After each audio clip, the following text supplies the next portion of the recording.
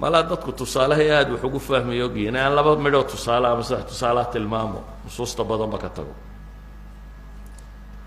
nabigu calayhi salaatu wasalaam iyo quraysh sulxu xudaybiya heshiis bay wada galeen heshiiskii oo la wado oo aan weli la qorin ayaa waxayse soo taageen nin muslima abu jandal nin muslima uu dhalay odayga nebiga heshiiska la gelaya calayhi salaatu wasalaam oo maka lagu toorjargareeyey oo soo baxsadoo silsiladihii ku xidhan yihin qiyaasada nin muslima oo gaal ka soo cararay oo silsiladaysan oo silsiladihii wata oo toorjarkii ka muuqdo ayaa isa soo taagay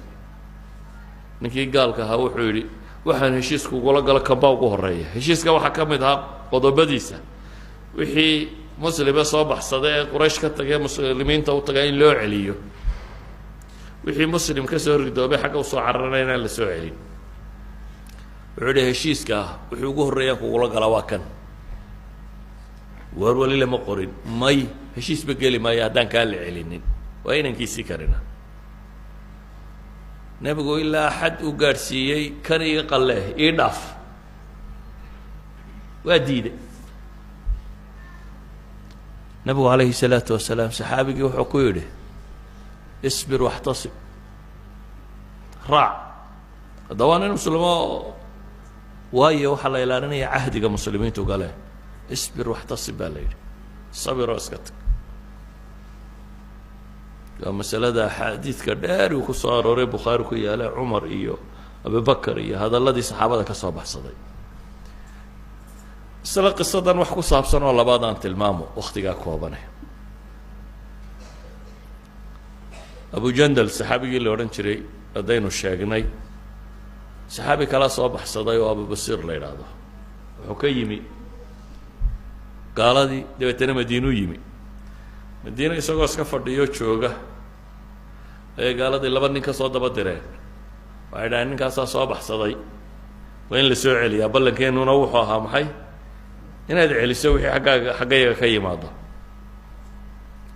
abubasiiroo jooga buu nebigu yeedho wuxuu idhi kaale raac nimanka nebi maxamed ma diidi karo calayhi salaatu wasalaam labadii nin buu soo raaca gaaladii baa lagu celinaya waayo heshiiskaasaa dhigayay wuu yimi dhexda markuu marayo isaga nebiga ka yimi calayhi salaatu wasalaam nimankiina u dhiib dhexda markuu marayaa nimankii la iska sheekaystay oo dabeetana seeftaadu qurux badanayo waxbuu yidho bal itus oo mid buu seefti ka qaado mid buu madaxa ka gooyey kii kalena wuu cararay isagoo kii kale eriyayo haddana madiina kusoo noqdo waxaa la yidhi abubasiir soo gala haddana oo labadii nin aad ku dartay midna dhimay midna wuu eriyayaayo waa kan wuxuu yidhi ilaahay rasuulkiisiiyo adigu ballankii fulisay ilaadu caadigaagu waxaa inaad celiso oo i celisay nimankan dee anaa iska soo farsameeyo ka yimi nabigu calayhi salaatu wasalaam wuxuu yihi kani waa dagaalo ooge alla yaa wax u gargaara siiya yani weedh mascaru xarb waa dagaalo ooga buu nebigu yidhi wuxuu gartay haddii haddana la soo noqdo inuu nebigu celin doono markaasuu iska baxa meelaan dowladda islaamku gaadhin oo xeeba buu iska degay nebi maxamed xukumay markaa dee gaaladu odhan mayso soo celiyo markaa wuu iskaga tegey meel kaleu joogaa halkaas buu ayuu noqday inuu gaalada dagaal isagu keligii la galo muslimiintii wixii soo baxsadaaba madiine ma yimaadaane halkaasay tagaan dhowr boqol oo ninoo abujandalkii ka mid yahay baa ugu tegey akhiiran gaaladaa time waxay idhaahdeen bandigaa waa noogolla in laga masaxaa heshiiskii nimankaa u naga qabo oo ha ku soo noqdaan madiino iyaguna heshiiskaa soo galaan inay sulxiga ku jiraan oo nabaddaa waxaan uga dan leeyahay hadduu qofka muslimkii heshiis rabo inuu buriyo ma heshiiska adag baa jira dad muslimiina oo la dhibay oo saa loo rafaadinayo kaasuu aqbali waa maslaxad iyo waa kan iyo waxaasi meesha kama socdaan heshiiskaad gasha waad gasha qiso saddexaad aan idin tilmaamo dagaalkii beder markuu nebigu galay ee gaaladiina soo socoto waxaynu naqaanaa dagaalkaas ilaahay unbaa isku soo beegay laakiin saxaabadu kumay talagelin iyo nebigu inay dagaal galaan waxay moodayeen inay nimankii xoolahoodii qaatay safar ay leeyihiin inay iyaguna soo qabtaan unbay ku tala jireen laakiin safarkiina waa baxsaday qurayshoo 1,000 nin oo fardahoodii iyo awrtoodaba wadataana dagaalkiiba yimaadeen waa maalintuu nebigu calayhi salaatu wasalaam ugu baahi badnaa rag inuu helo waa kii ilaahay baryayay lahaa ilaahayow intan haddii la halaago maanta dunida dib lagugu caabudi maayo weedhihii nebi maxamed lahaa bay ka mid tahi yacni waa meel uu 300 oo nin iyo kusuur wato qolada kalena 1,000 ay yihiin ku 3 laabmaan waa meel iyagu aanay farda iyo awr iyo wixii loo baahnaaye lagu dagaalgelayay aanay wadanin nimankanina hubkoodii iyo gaashaamadoodii iyo fardahoodiiba ay wataan idan waa mowqif xarij ah mowqif aad u adag laba saxaabo soo hijrooday oo aan dagaalka iyo warkanba ka warhaynin ayaa meeshii ku soo beegmay waa xudayfa ibnulyamaan iyo aabihii xudayfa iyo aabihii bederka may qayb gelin sababtay uga qayb geli waayeenna waa tan iyagoo soo safray bay yimaadeen gaaladaa qabatay waxaa la yidhi xagaa ku socotaan waxay dhaheen madiina aduu markii la wada hadlay waxaa la yidhi maye maxamed baa ku socotaan ciidanka halkan jooga war ciidan kuma soconna anagu madiinaan ku soconnaa waxay dhaheen ballan noo qaada haddaanu idin sii daynay inaydan ciidanka ku biiraynin heshiiskaana la gala heshiiskii bay galeen ciidankaa ku biiri mayna anagu madiina ayaanu qabanaynaa heshiiskaasaa lagu soo daayey dabeetana nebigii bay u yimaadeen calayhi salaatu wasalaam nebi maxamed oo ciidan u baahan bay la joogaan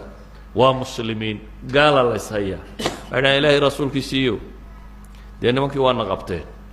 heshiis baanaanu la gallay heshiiskiina saasuu sheegayaa maxaanu samaynaa wuxuu nebigu ku yidhi xadiiskii saxiixu muslim ku yaallay nafii lahum cahdahum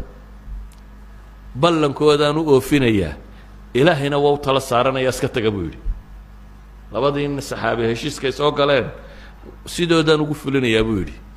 ma nebi maxamed baa ballanka buriya layga maqli maaye madiinadiina iska qabta baa la yidhi ilaahayna waanu tala saaranaya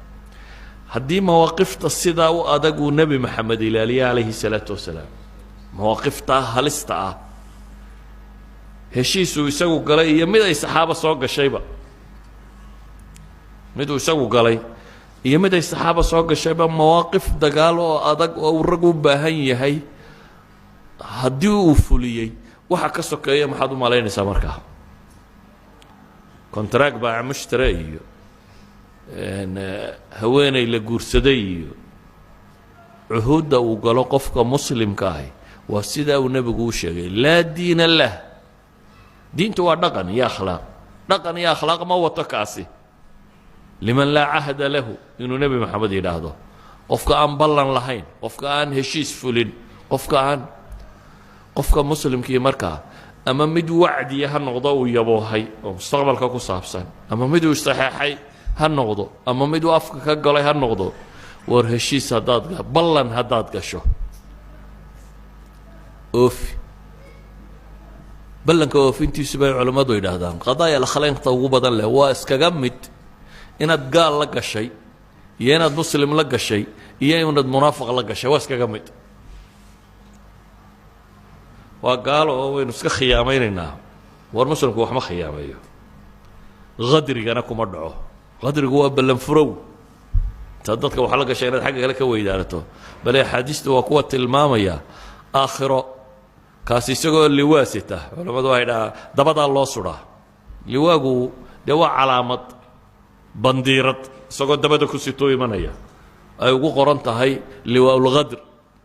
waa kii ballan furowga lahaa kii dadka khiyaameeyey aakhiro oo khalqigii ilaah oo dhami taagan yihin baad imanaysa adigoo xagga dambe ku wata calaamad bandiiradi kaa taagan tahay sheegaysa inaad tahay qofkii ballanka buriyey haddaba qur-aanka in badan baa ku aragteen aladiina yanquduuna cahd allah awfuu bicahd اllah in badan baa ku aragteen aladiina yasiluuna maa amara allahu bihi an yuusal in badan baa ku aragteen iyadoo ilaahay tilmaamayo waid akhadnaa miihaaqakum aw miihaaqahum in badan baa waxaasoo dhami waa ballamo ilaahay ballankaad la gashay fuli kow wixii aad rabbi ballan la gashay kad laa ilaaha ila allah tidhi waxa weeyaan ilaahu keligaa baan ku caabudaya ballankaasaan galay maxamedun rasuulullah markaad tidhi waxa weeyaan dariiqii nebi maxamed baan kugu caabudaya jid kala jeexan maayo fuli ballankaa wixii aad ballan muslimka la gashay fuli mid guur ha noqdo mid baac mushtar ha noqdo mid madaxnimo ha noqdo midkuu doonaya ha noqdo waxaad ballan gasho fuli waana diin maadaama wakhtigu uu kooban yahay waxun baan rabuun in la fahmo mawduuca ah ballanku inaanu gaal iyo muslim kale lahaynee haddaad ballan gashay inaad fuliso iyo inuu diinta ka mid yahay iyo nebi moxamed calayhi salaatu wasalaam sidaa uu u weyneeyey inuu khudbad kasta u akhrinayo inta badan uu akhriyi jiray sida xadiidkaasi tilmaamayo qur-aankana aayaadka haddaan isnaana ururiya waa bilmia waa ka badan yihin almithaaqu waalcahdu waalwacdu iyo waalcaqdu wixii ku saabsan ee qur-aanka ku soo arooray waa aayaad aad u tiro badan leh waa waxaa lagu kala soocayo gaal iyo muslim iyo munaafiq xadiidkii sheekhu akhrinaya waa maqlayseen saddex qofkii laga helay inuu munaafiq yahay calaamaat almunaafiqiin inay tahay ama afar qofkii laga helaa inuu yahay munaafiq khaalisa waxaa ka mid ahaa cahdiga in la fuliyo hadduu qofku ballanka iyo cahdiga buriyo inaanu ahayn islaamnimadii saxa ahaayee xagga nifaaq camaliga inuu sii socdo idan nafyu liimaan meesha yaallaa culammadu waxay yidhahdaan ama nafyu diinkani waa nafyu lkamaal bay culammadu u badan yihiin ama ay ku tilmaamaan laakiin dee hadduu noqdo inaad laa ilaha illa llah buriso wuxuu noqonayaa nafyuliimaankii rasmiga ahaa hadduu noqdo cahdigii aad ilaahay la lahayd inaad buriso ama nebi moxamed la lahayd si dhaba inaad u buriso meel khatar u gaadhaya idan cuhuuddu meel sare oo nafyuliimaanka gaadhi kartana way yeelan kartaa iyo diinba in laga anfiyo meelo ka hooseeyana way leedahay laakiin naqdigu marnaba islaamnimo kuma qumana waxaan ku soo koobayaa markaa ilaahay intaad ka cabsato iska hubi waxaad gelayso wixii aad ballan gelayso ama cahdi gelayso mid shaqo ha ahaado mid guur ha ahaado mid dowladnimo ha ahaado mid madaxaad la gelaysa ha ahaado mid aad gaal la gelaysa ha ahaado wuxuu doonaba noqdo iska hubi haddaad se gasho oo saxeexdo ha burinin cahdiga ha burinin haddaad iqaalo dalabto isagu uu kaa qalleeyo waa meel haddii kale mulsim baad ku tahy beecii maxaa la tilmaamayay waxaa la ammaanaya qofka muslimka ee dadka ka qalleeya laakiin hadduu kontraagu dhaco waad ku jirtaa sina ma burug kartid marka ilaahay aan ka cabsanno diinteenna ilaashanno sala allahuma calaa muxamedin wacala alihi wasaxbihi wasalam walxamdu lilaahi rabbi alcaalamiin